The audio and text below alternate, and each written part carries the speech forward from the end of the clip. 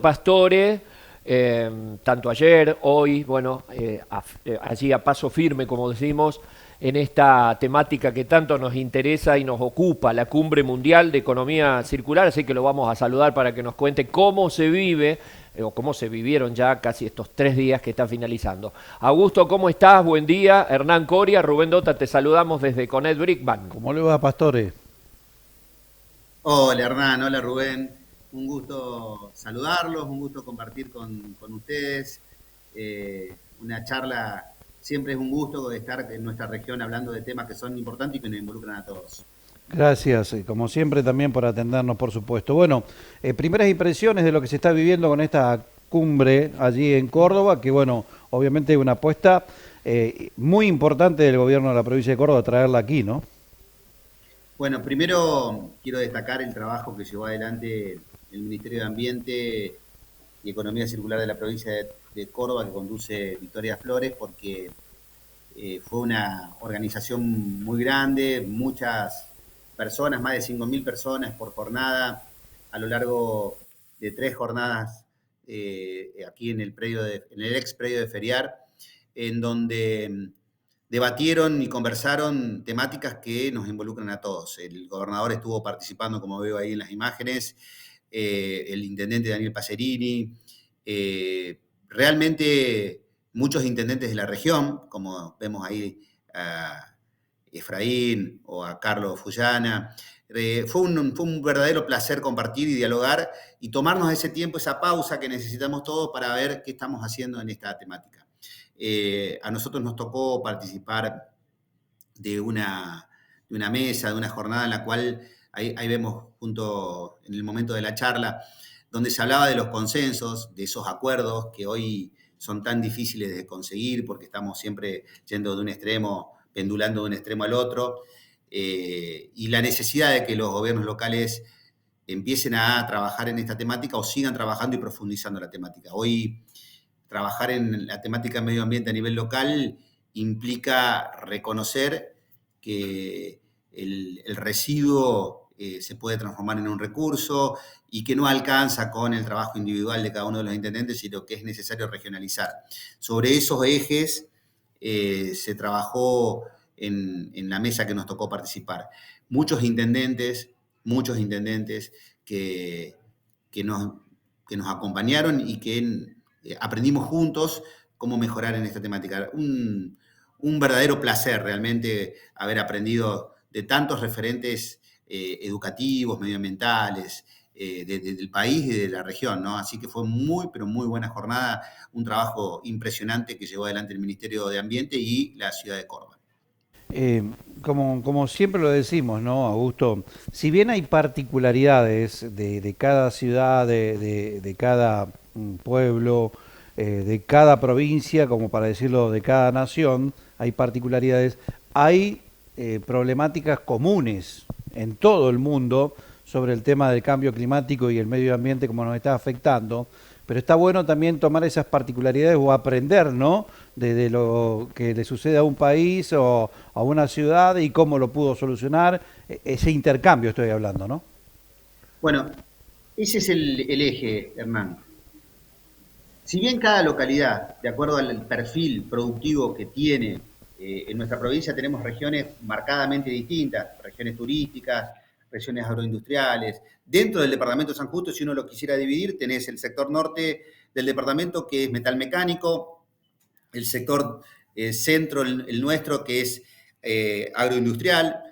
Tenemos otro sector que es turístico, de la zona de Ancenusa. Fíjate cómo cada sector en un mismo departamento tiene un perfil productivo distinto. Y ese perfil productivo distinto hace que la generación de residuos sea distinto. En Alcenusa se genera mucho residuo durante el verano, durante los fines de semana. Entonces, las problemáticas son distintas. Ahora, dentro de esa diversidad de problemáticas, hay puntos que son de acuerdo innegociables. Hoy, la realidad que atraviesa nuestro país hace que el primer punto que tenemos que tener el consenso claro de que hay que trabajar es el abordaje de la pobreza.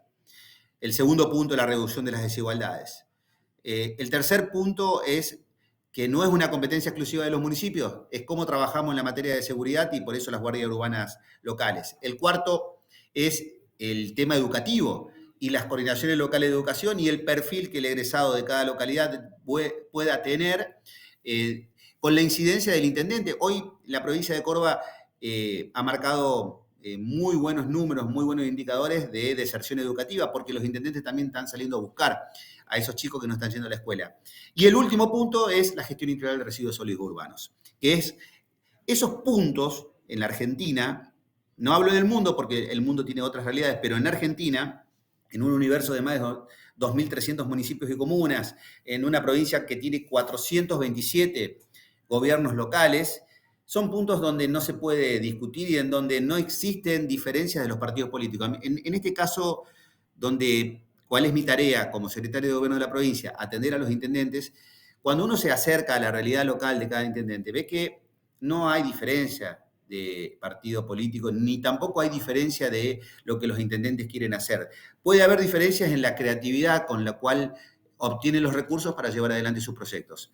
En ese último consenso, que es la gestión integral de residuos sólidos urbanos, el consenso que tenemos que tener claro, y sobre todo los intendentes de la región, desde Freire hasta Morteros, pasando por el resto de las localidades que integran el vertedero regional, es que ningún pueblo por sí tiene el volumen necesario para poder hacer un adecuado tratamiento de los residuos.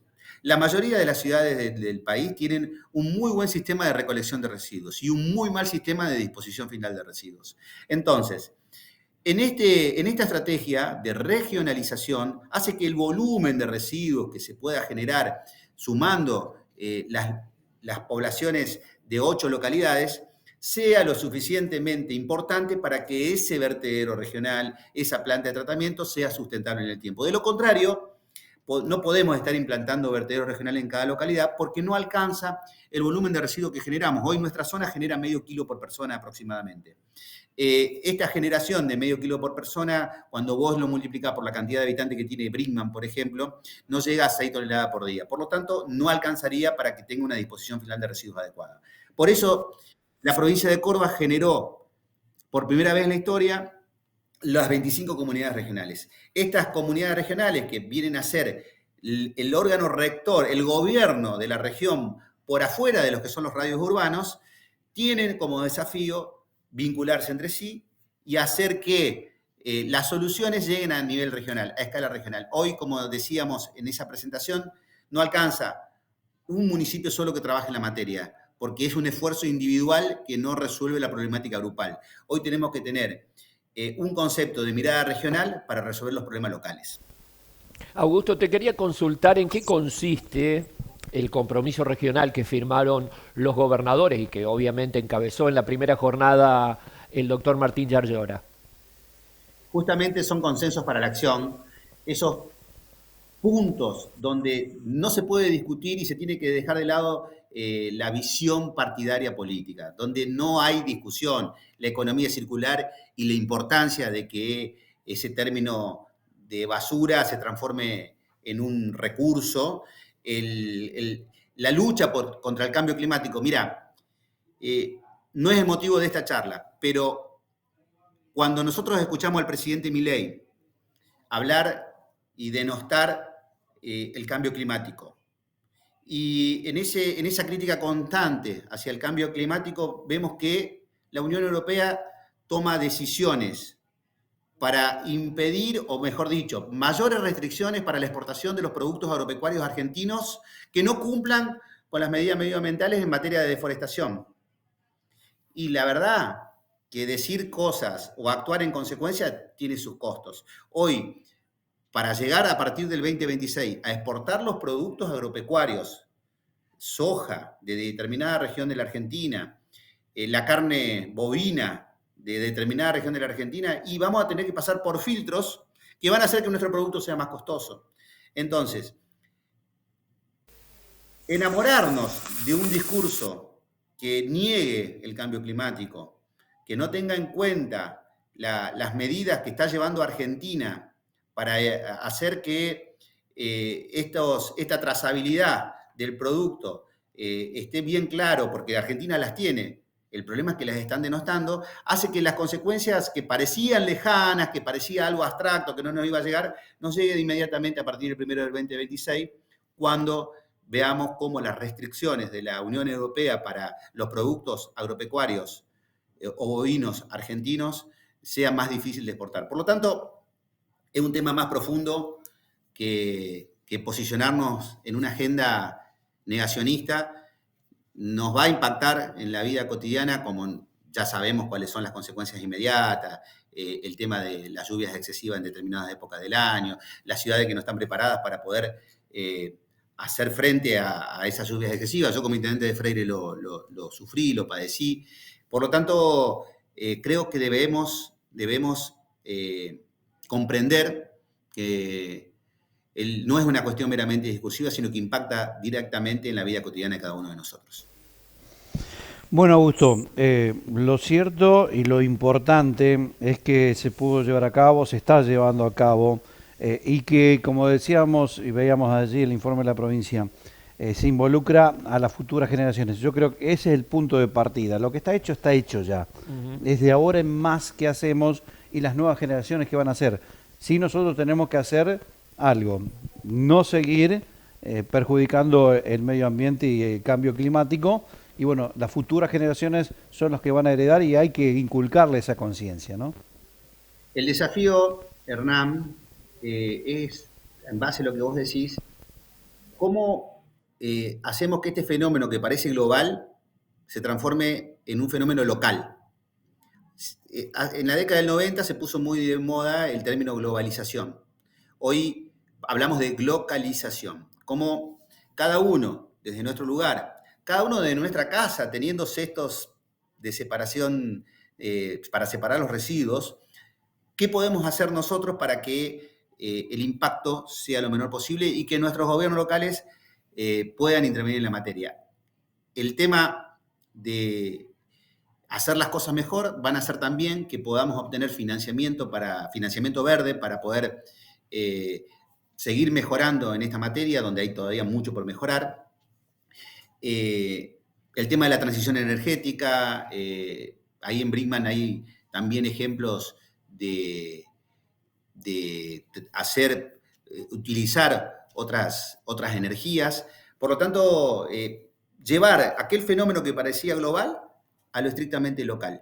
Y esa fue nuestra función, nuestra misión, hacer que los intendentes lo tengan al tema en agenda, lo incorporen, lo aprendan para sí y lo empiecen a aplicar directamente con el vecino, que en definitiva son políticas que son muy lindas para declamarlas, pero que si no se hacen con el acompañamiento de las instituciones, con el acompañamiento de los medios de comunicación, con el acompañamiento de los vecinos, no tienen el efecto deseado. Por lo tanto, somos optimistas que las respuestas llegan desde lo local. No esperemos que vengan desde arriba porque hay una agenda que está totalmente negada a que eso ocurra. Entonces, el desafío es transmitírselo a lo local.